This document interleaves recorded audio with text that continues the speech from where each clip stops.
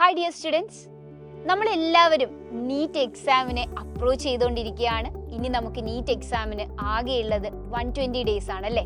അപ്പോൾ ടോപ്പിക് എല്ലാം കംപ്ലീറ്റ് ചെയ്ത് എങ്ങനെ റിവൈസ് ചെയ്യണമെന്ന് ചിന്തിച്ചുകൊണ്ടിരിക്കുകയായിരിക്കും നിങ്ങൾ പലരും. ചിലർക്കൊക്കെ ഓൾറെഡി ഒരു പ്ലാൻ ഒക്കെ സെറ്റ് ചെയ്ത് കാണും. ഞാൻ കുറച്ച് എൻ്റെ ബാക്ക്ലോഗ്സ് ഒക്കെ കംപ്ലീറ്റ് ചെയ്യും, അതിനുശേഷം ഞാൻ ടോപ്പിക്സ് എല്ലാം റിവൈസ് ചെയ്യും, എന്നിട്ട് എക്സാം എഴുതി തുടങ്ങും. മറ്റു ചിലർ വിചാരിക്കും, ഓക്കെ ഞാൻ തന്നെ ഒരു സ്കെഡ്യൂളൊക്കെ ചെയ്തിട്ട് എക്സാംസും അതുപോലെ ഇടയ്ക്കിടയ്ക്ക് എനിക്ക് ഇഷ്ടമുള്ള ടോപ്പിക്കും റിവൈസ് ചെയ്യാം. ഇതിനെന്തെങ്കിലും പ്രശ്നമുണ്ടോ? ബേസിക്കലി നിങ്ങൾക്ക് ആലോചിക്കുമ്പോൾ ഇതിൽ പ്രശ്നമൊന്നും തോന്നില്ല എങ്കിൽ ഞാൻ ഇതിലൊരു കുഞ്ഞു ഡ്രോബാക്ക് നിങ്ങൾക്ക് പറഞ്ഞുതരാം.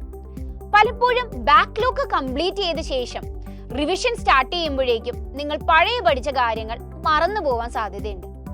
രണ്ടാമതായി കുറേ നാൾ എക്സാം എഴുതാതിരുന്ന് പിന്നെ എക്സാം എഴുതി പ്രാക്ടീസ് ചെയ്യാൻ തുടങ്ങുമ്പോഴേക്കും നമുക്ക് ആ എക്സാംസിനോടുള്ള ടച്ചും ആ ക്വസ്റ്റ്യൻസ് വരുന്ന പാറ്റേൺസും ഒക്കെ പിന്നെയും എന്താവും, ഫ്രഷും ന്യൂ ആയി ഫീൽ ചെയ്യും. ഇനി ചിലരുണ്ടാവും, ഓക്കെ സ്വന്തം ഒരു സ്കെഡ്യൂളിൽ തന്നെ പഠിച്ചിട്ട് നമുക്ക് ഓൺലൈനിൽ കിട്ടുന്ന പേപ്പേഴ്സും പഴയ കുറേ ഓഫ്ലൈൻ പേപ്പേഴ്സും വെച്ച് അല്ലെങ്കിൽ കുറച്ച് ടെക്സ്റ്റുകൾ യൂസ് ചെയ്ത് അതിലെ ക്വസ്റ്റ്യൻസ് പ്രാക്ടീസ് ചെയ്യാമെന്ന് വിചാരിക്കുന്നവർ. ഇതിലാണ് ഏറ്റവും വലിയ പ്രശ്നം, നിങ്ങൾ മനസ്സിലാക്കാത്ത ഒളിഞ്ഞിരിക്കുന്ന പ്രശ്നം. പലപ്പോഴും പല ടെക്സ്റ്റുകളും റെഫർ ചെയ്യുമ്പോൾ നിങ്ങൾ ഒരുപാട് ക്വസ്റ്റ്യൻസ് കാണുന്നത് നിങ്ങൾ പഠിച്ചിട്ടില്ലാത്തതായിരിക്കും. അപ്പൊ നിങ്ങൾ ആലോചിക്കും, ഇത് NCERT-യിൽ ഇല്ല, ഞാൻ പഠിച്ചിട്ടില്ല, പക്ഷെ പണ്ടെങ്ങാണ്ട് ചോദിച്ചിട്ടുള്ളതല്ലേ. ഒഡീസയെ ചോദിച്ചതായിരിക്കും, ചിലപ്പോൾ അവര് PMNT എന്നൊക്കെ എഴുതിയിരിക്കും. അപ്പൊ നിങ്ങൾ നോക്കുമ്പോൾ ഇത് പണ്ടെങ്ങാണ്ട് ചോദിച്ചിട്ടുണ്ട്, അപ്പൊ ഇതൊക്കെ ഞാൻ പഠിക്കാനുള്ളതാണോ എന്നൊരു കൺഫ്യൂഷൻ വരും.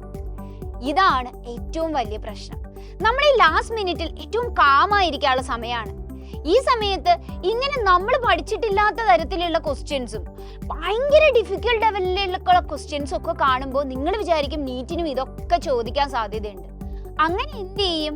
നിങ്ങളുടെ സ്റ്റഡി നിങ്ങൾ ഡിസ്റ്റർബ്ഡ് ആയി മാറും. നിങ്ങൾ പലപ്പോഴും ആവശ്യമില്ലാത്ത ഈ ഏരിയാസ് എല്ലാം റെഫർ ചെയ്യാൻ തുടങ്ങും. വളരെ ഡിഫിക്കൽട്ടായ IIT അഡ്വാൻസിനൊക്കെ പോലെ ചോദിക്കുന്ന ചോദ്യങ്ങളെ പ്രാക്ടീസ് ചെയ്യാൻ തുടങ്ങും. അപ്പൊ എന്ത് പറ്റും? നമ്മൾ നീറ്റ് എന്ന മേജർ ഫോക്കസ് എക്സാമിനെ വിട്ടങ്ങ് പോകും. അതുകൊണ്ട് തന്നെയാണ് നിങ്ങൾക്ക് ഈ ലാസ്റ്റ് മിനിറ്റിൽ വളരെ സ്കെഡ്യൂൾഡ് ആയിട്ടുള്ള പ്രോപ്പർലി എക്സാംസ് തരുന്നത്. അതും നീറ്റ് പാറ്റേണിൽ തന്നെ നീറ്റിന് ചോദിക്കുന്ന അതേ ഡിഫിക്കൽട്ടി ലെവലിലുള്ള എക്സാംസ് എഴുതുക എന്നുള്ളത് വളരെ ഇമ്പോർട്ടൻ്റ് ആവുന്നത്. അതിനുവേണ്ടിയാണ് സൈലം നിങ്ങൾക്കായി ഇൻട്രൊഡ്യൂസ് ചെയ്യുന്നത് ലാസ്റ്റ് മിനിറ്റ് റിവിഷൻ പ്രോഗ്രാം. ഇതൊരു ഓഫ്ലൈൻ പ്രോഗ്രാം ആണ്. ഈ പ്രോഗ്രാം നമ്മൾ ആസ് സൂൺ ആസ് ജനുവരിയിൽ സ്റ്റാർട്ട് ചെയ്യുന്നതാണ്.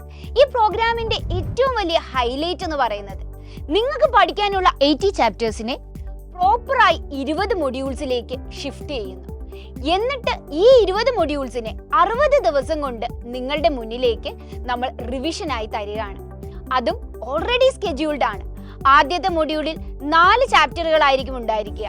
ഈ മൊഡ്യൂൾ 2 ദിവസം നിങ്ങൾക്ക് സ്വന്തമായി റിവൈസ് ചെയ്യാനായിട്ട് പറയുന്നു. 3-ാമത്തെ ദിവസം ആ മൊഡ്യൂൾ ബേസ് ചെയ്തൊരു എക്സാം. അങ്ങനെ നോക്കുകയാണെങ്കിൽ തന്നെ നമുക്ക് ഒരു മാസം ഏകദേശം 10 മൊഡ്യൂൾ എക്സാം എഴുതും. ഇതുകൂടാതെ നിങ്ങൾക്ക് ആവശ്യമുള്ള ഒരു കാര്യമുണ്ടല്ലേ, കുറച്ച് കമ്പൈൻഡ് ആയിട്ടുള്ള എക്സാംസ് വേണം. അത് ഞങ്ങൾക്കറിയാം. അതുകൊണ്ട് തന്നെ 5 മൊഡ്യൂൾ കംപ്ലീറ്റ് ചെയ്യുമ്പോൾ ഒരു ഗ്രാൻഡ് ടെസ്റ്റ് ഉണ്ടാവും. അടുത്ത 5 മൊഡ്യൂൾ കണ്ടക്ട് ചെയ്ത് കഴിയുമ്പോഴേക്കും നമ്മൾ സെക്കൻഡ് ഗ്രാൻഡ് ടെസ്റ്റ് തരും. ഈ സെക്കൻഡ് ഗ്രാൻഡ് ടെസ്റ്റിന്റെ പ്രത്യേകത എന്താണെന്നറിയാമോ? ഈ ഫസ്റ്റ് തൊട്ടുള്ള എല്ലാ കമ്പൈൻഡ് ടോപ്പിക്കും കാണും. അപ്പോൾ കറക്റ്റായി സ്കെഡ്യൂൾ ചെയ്ത അതും നീറ്റിന്റെ അതേ ലെവലിലുള്ള ക്വസ്റ്റ്യൻ പേപ്പേഴ്സ് പ്രാക്ടീസ് ചെയ്ത് പഠിക്കുന്നതല്ലേ ഈ റിവിഷൻ ടൈമിൽ ഏറ്റവും ബെറ്റർ ചോയ്സ്.